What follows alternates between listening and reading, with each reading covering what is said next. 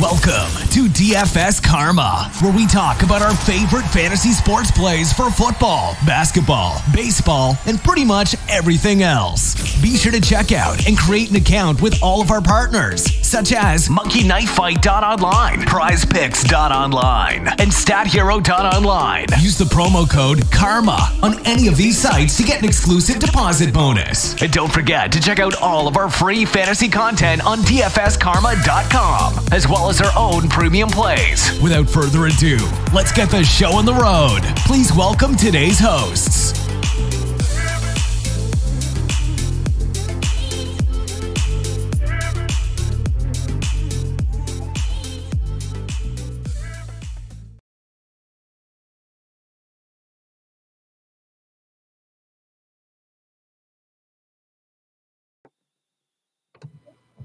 What is up, everybody? Welcome back to the Cash Process Week 2, Season 2020. I can't believe we made it, Ben. Here we are. We had a fun podcast last week. This is one of our favorite podcasts that we do. We have a lot of great feedback. You can follow us on any of the social media networks at DFS_Karma and at Bet_Karma. All of our content can be found at DFSKarma.com as well as BetKarma.com. Today, I'm repping the BetKarma. Holler at it, Nike, Dry Fit. But let's dive into it right away. We had an awesome, fun week 1. You had a blowout performance, Ben. We'll kind of get into it just like we do every week. The last few years, we'll talk about what we did right, what we did wrong, and then we'll go position by position as far as, the Monday morning quarterback of, what's the early look of value. Things can change. You can talk to us in our Discord channel. It's under subscription under both websites, and, follow along the content as the week goes along. So as always, let's start, Ben. You had a great week. So lead us off. Talk to me about some of the things you did right. I mean, you can always talk about things you did wrong, even in a winning week, and then just talk macro level. I mean, it's week 2. Let's be real. There's not much data out there still. There's a lot of ebbs and flows. Of course, please touch on some major injury news, and then we'll kind of get into my side of the podcast as well. Yeah, I did have a good week. It's always nice to start out. Like, you really want to start out with a win, man. I feel bad for you. Like, I hate starting out on a loss. Like, it just, I don't know. It doesn't sit well with me. Yeah. So I like coming out. I'm not happy. Yeah, I like coming out with a big win. I honestly feel like DraftKings, I mean, we scored almost 200 points in cash games, and honestly feel like I ran kind of bad because Henry Ruggs was feasting early in that game and got unlucky and hurt his ankle. He came back in the game, but he wasn't involved in the game really after he got hurt. So I feel like it could have been an even bigger week had he not gone down because they were very clearly featuring him on offense. Fanduel, I somehow cashed even with Michael Thomas's 3 points. And I do think even though I won, I probably should have played Josh Jacobs there. I had him in all week and I took him out. It didn't matter because we won, but I still can't believe Michael Thomas only had 3 points. Man, that was absolutely insane. I was tilting so hard watching that game. I was literally asking for like 10 points, and he couldn't even get me that. And he won't do as bad the rest of the year. Then again, he could be hurt. So yeah, so if you're going to talk about injury news, they're not on the slate, I believe. I believe they're not on the slate this week, but it does look like he may not play this week. It's a high ankle sprain, which we know is not ever good. The Cowboys, who are on the slate, lost Logan Vanderesh, one of their best defensive players, so that's pretty big. Marlon Mack for the Colts tore his Achilles, which, if there's anyone in the world that's a Jonathan Taylor truther, it is me. Anyone that follows me on Twitter knows how many times I've tweeted about Jonathan Taylor in the last 5 months. So that's good for him. Never want to see someone get hurt, but it's wheels up for Jonathan Taylor now. I love it, man.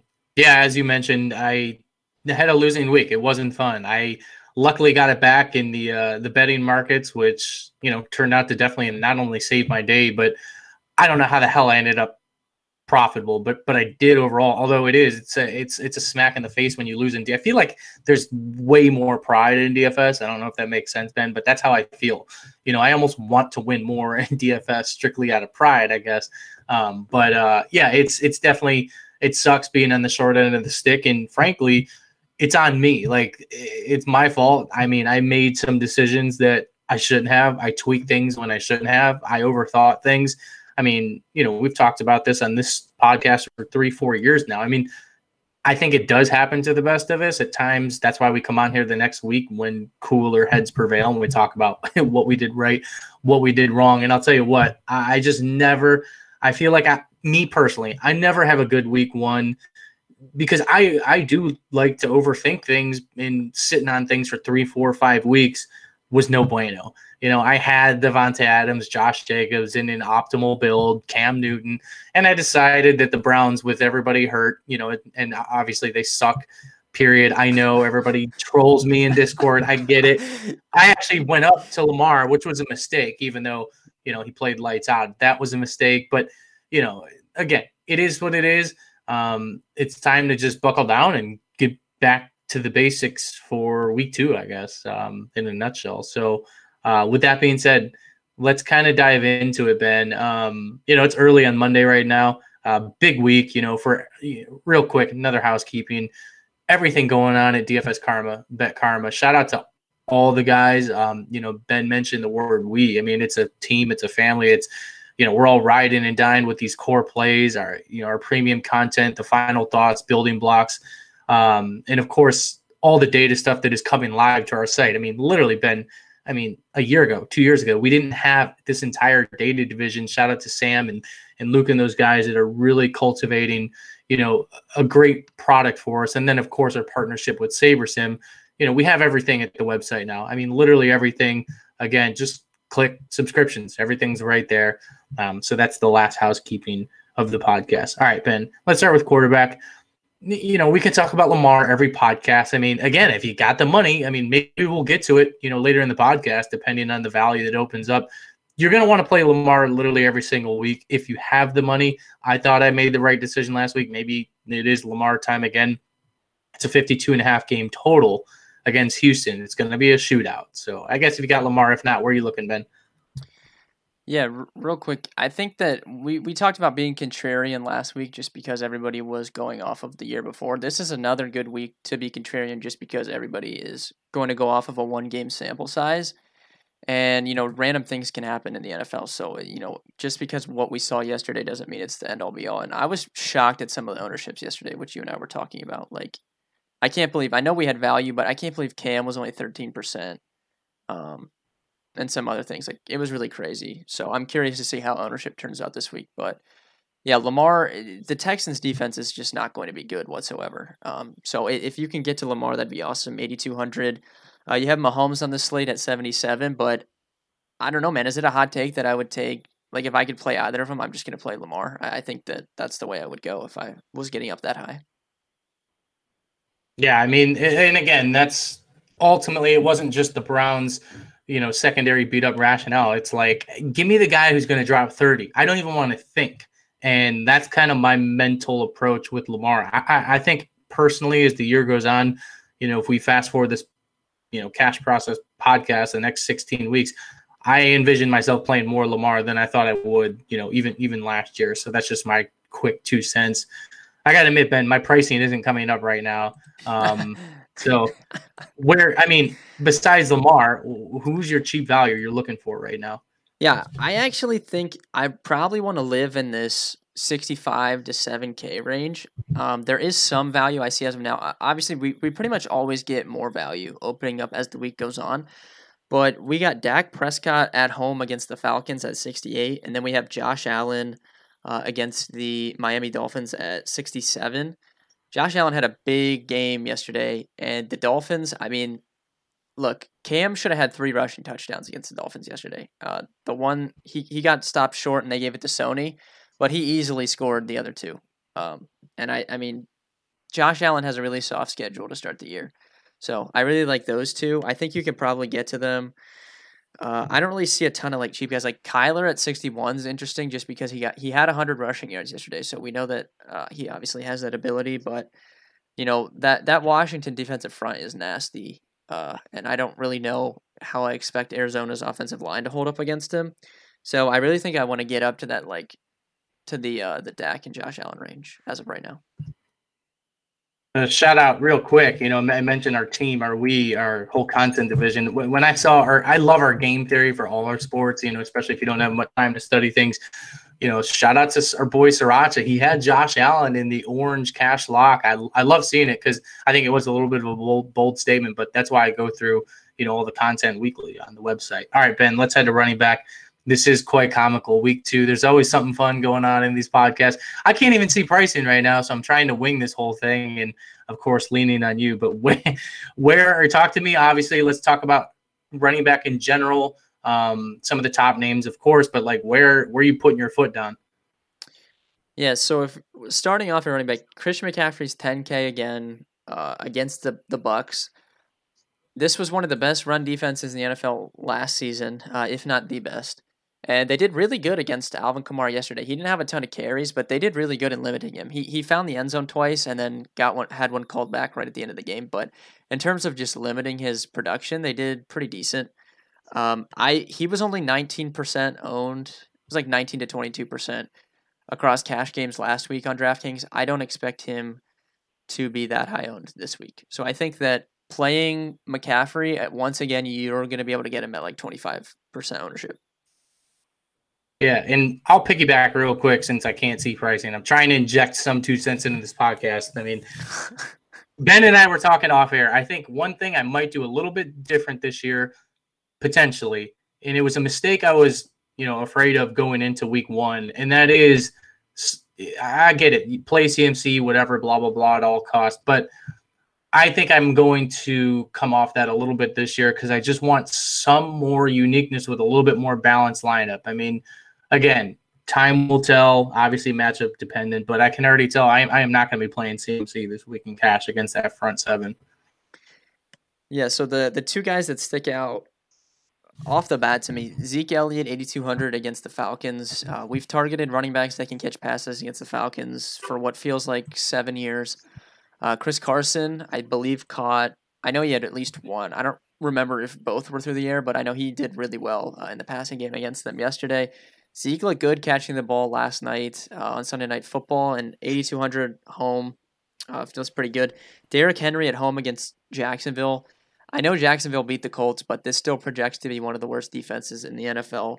And the Titans situation is pretty similar to the Panthers in that the Panthers have nobody of consequence behind Christian McCaffrey, right? Well, the Titans kept 2 running backs on the roster, Derrick Henry and Darrington Evans, who they drafted.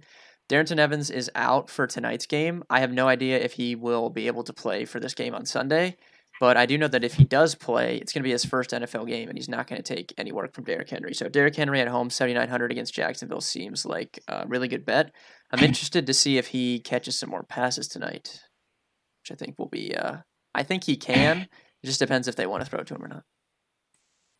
Yeah, this is an interesting way to do this this podcast, obviously with no pricing. But I will say, I'm looking at the market as far as the betting market goes. So I'm kind of listening to you, to me, when you said 7,900, I got to admit, I'm looking at this 10-point spread, and you're saying no other running back. That to me seems like a lock. Again, 10-point spread is no joke. Home game, Jacksonville. I don't care that they won last week. Again, when I heard 70, I thought you were going to say like 9,200. That to me seems like a discount. I am in complete agreement because I'm not a fan of Derrick Henry. I'm just not. But the price, the situation, the team, I'm looking at Vegas. I mean, that's got to be, I feel like, a lock next week. It is a mistake to pay up for CMC next week. Absolutely no question. All right, let's play another game on the other side of the coin here, Ben, since I can't see pricing. I think an interesting play this week, depending on price. Let's talk about, what happened with Eckler? I know you love Kelly. I got to admit, Kelly looked like he ran hard watching, on the Red Zone channel at the very least. I mean, I didn't see the snap counts or anything, but, they're going against the Chiefs, man. To me, what is Austin Eckler's price? I mean, is it below 7,500? We should play a game where you try and guess the prices. That's what we should do. I would say, considering his performance, and again, I didn't see the snap count, but I know Kelly was involved, obviously. I'd say he's 6,700. He is 6,500. Wow, that's pretty close. I would consider Austin Eckler in cash this week strictly because of playing the Chiefs. I mean, you got to figure. I mean, I'm looking at this total now, 49, and I would gladly take the over. And it's not just a whole Chief thing. I mean, I think Tyrod and this team can score points. They didn't look that efficient, but it's week 1, man. I mean, I'm holding that with a grain of salt. I think Eckler is going to be heavily involved this week. I think you could consider him. Let's talk about another player. What about Nyheim Hines? Yeah, forget Nyheim Hines, man. It's Jonathan Taylor season all the way. 5,700. Yeah, 5,700. It's a free square. He's going to be chalk in cash games and tournaments, and you're probably just going to play him.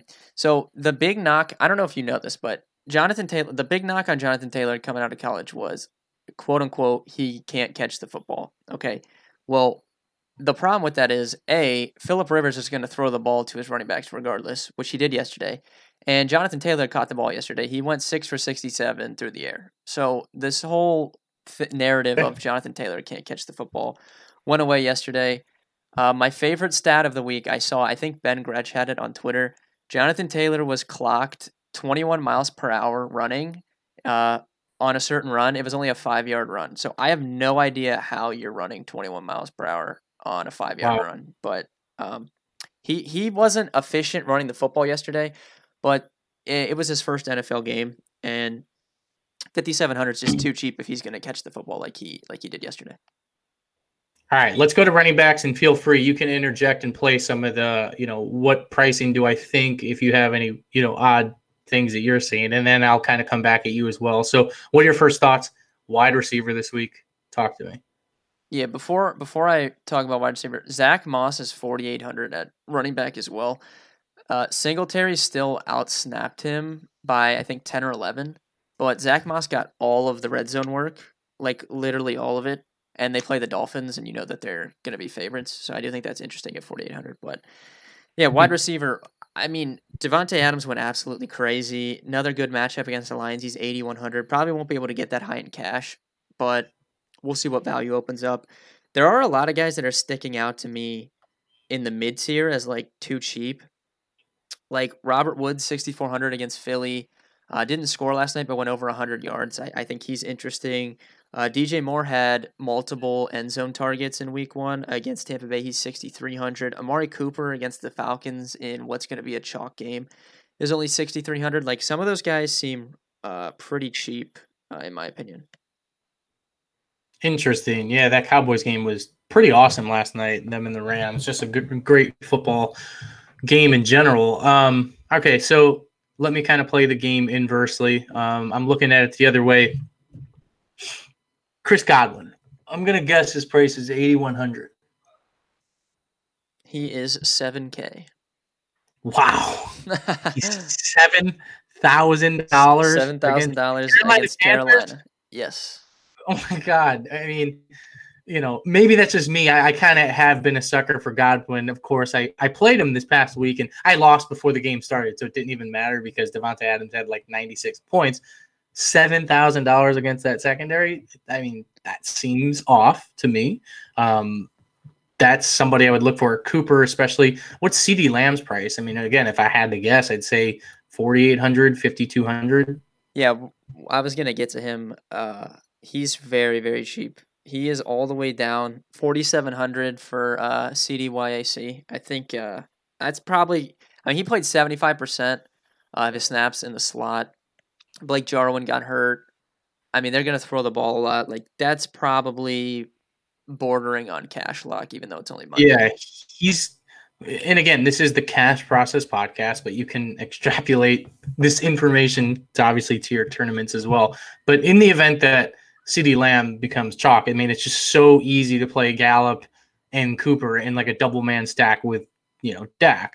That's just the easiest 3 max type turn. In the event, again, that CeeDee Lamb does become kind of your chalk du jour type play.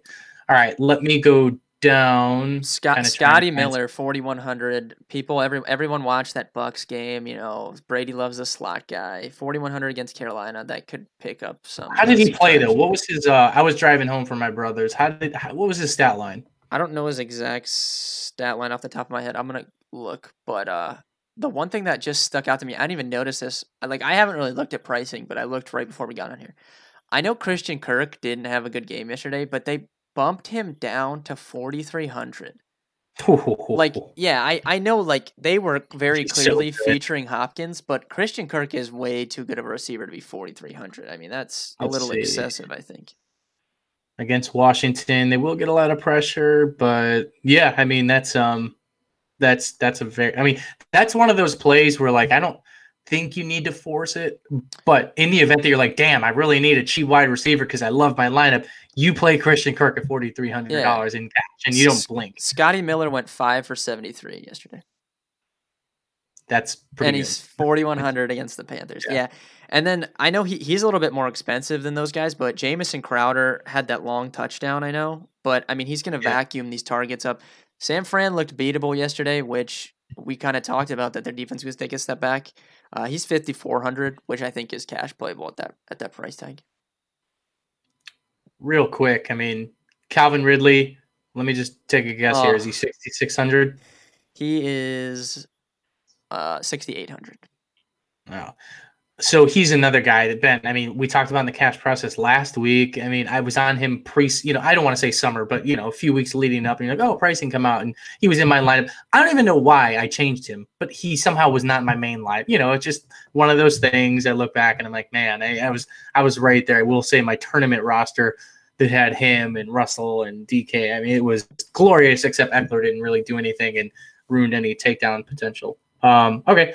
So anything else at wide receiver, Ben, before we kind of circle the wagons here and get to tight end?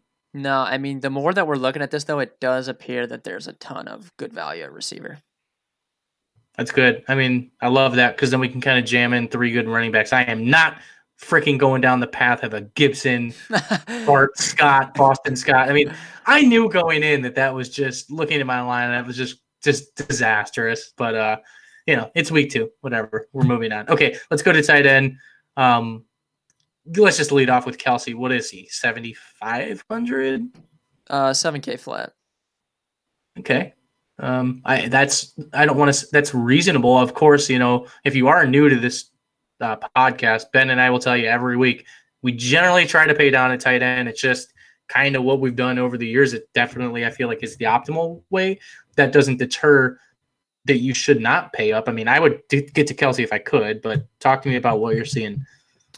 Yeah, would love to play Kelsey if possible, but probably not in cash. The guy that's I think could pick up some ownership, OJ Howard's 3,900. I don't know. Are we really going to do this thing again? But he was very clearly the receiving tight end over Gronk yesterday.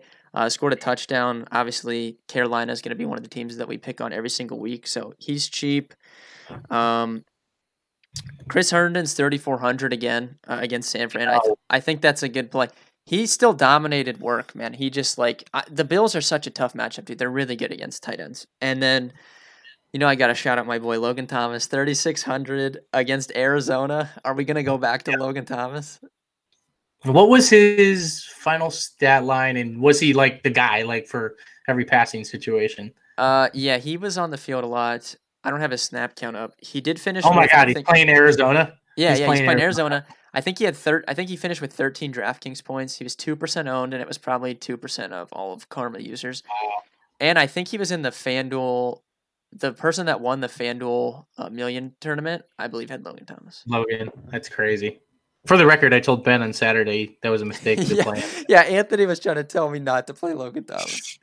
So, hey, I don't know. I quit. I'm done. My final hurrah in DFS is this Friday, and then I'm retiring. So, anyways, any other cheapy type tight ends, and then I'll just give my quick 2 cents. Again, I don't see anything. So I don't know about OJ Howard. I understand where you're going with it. I'm not going there. I mean, I don't trust.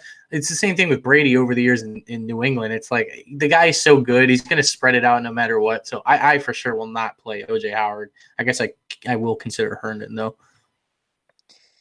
Yeah. Oh, I got a guy. I got a guy. I'm curious. Tell me he is $5,300 and his name sounds like Hunter Henry. Hunter Henry is... You were pretty close, 5,100. Wow, even cheaper. He went down in price. He looked pretty sharp last week. He went down $400. He's playing the Chiefs. Again, that could be the play. I mean, that could be the play this week. It's tight end. That's a cheap price. Yeah, that is cheap. I think I mean, dude, it's Monday, so like it's tough to like say this, but yeah, of course, yeah. Like I think you're playing Zeke, Derrick Henry, and Jonathan Taylor in cash. Like I would enter a cash game lineup right now, and I would feel completely fine doing that on Monday. So that's going to be very probably, would you say, popular build, right? I mean, yeah, I would guess. Clyde Edwards. We didn't talk about Clyde. What's his price? I guess I have to go backwards. He's right. He's 74, right? So like you would rather play Henry. Ooh. Yeah, because I'd play Henry. I'd play Henry. He can catch the ball. They just didn't throw it to him in that first game. But I mean, he'll get better as the year goes on in terms of catching the football. But I mean, $500 to get to Henry, $200. Actually, I actually prefer Clyde to Dalvin Cook. I think, but I would rather play Henry than Clyde Edwards-Helaire. I think. True that. All right, let's do what the people want. Let's finish with the Washington Redskins / whoever else is going to be the Washington Redskins. Is there any hilarious pricing on DraftKings this week, like 2K? Yeah, well, dude, so you said it before we got on here. Like the Redskins, as we approached Sunday, it was very clear once we got the news Lane Johnson was out for the Eagles, like you were playing the Redskins in cash. Like it was the obvious play. They were only 15% out, and I'm shocked that they didn't get more ownership at 2K. I was shocked. I mean, we got the optimizer on our site. There wasn't. I got to admit, DraftKings and both Fanduel had awesome $5 tournaments for the Millie Maker. It is nice to see the cheapy ones like that every now and then. I entered it using our optimizer, and it came out Washington. Then literally like 75-80% of my teams, and I was like, perfect. Like, thank you. And honestly, like I had a pretty good MME run. I mean, I think I ended up losing $100. It wasn't that big, but my edge, ironically, was the Redskins last week. So again, you don't have to really overthink things too much. Yeah, I played 3 lineups on DraftKings yesterday, and I never do this, but I had the Redskins in all 3, or the Washington football team. Dude, it's going to take me so long to say the Washington football team instead of the Redskins. It's going to take me like half the season. But I don't know. The Bucs stick out to me. 2,900 at home against the Panthers, I think, is interesting. They're mad after that first week, so they're going to want to play well. But admittedly, Teddy's not going to turn the ball over a ton, I don't think. So that's an interesting spot. I don't see a ton of really cheap ones that I really like outside of the Bucs, honestly. I kind of like that, to be honest. A silver platter. I just assumed everybody was playing them, but who knows? Yeah. Colts at home against Minnesota could be interesting. Something stinks about that team right now. I'm not really sure what it is, but I got to dive into it. I don't know if I'd go back to that well, to be honest. I don't know if all is right in Indy. But again, it's defense. So that about does it, right, Ben? I mean, anything else, obviously, is always you can, chat us up in any of these sports going on. In our Discord chat, obviously, content will roll out on both sites all throughout the week. Game Theory podcast later in the week. That about does it, right? Anything else? Yeah, check out all of our free content, dfskarma.com. Dude, I went 12-5 in cash last year. We started off with the 1-0. I don't know. If you haven't signed up, we have affordable pricing. I don't really know what you're waiting for. Plus, you get to troll Anthony in Discord about his Browns bets. It's an incredible experience. I hate it. I hate it so much. We're still winning 10 games for the record, by the way. All right, that does it. Good luck this week, guys. We'll see you next week.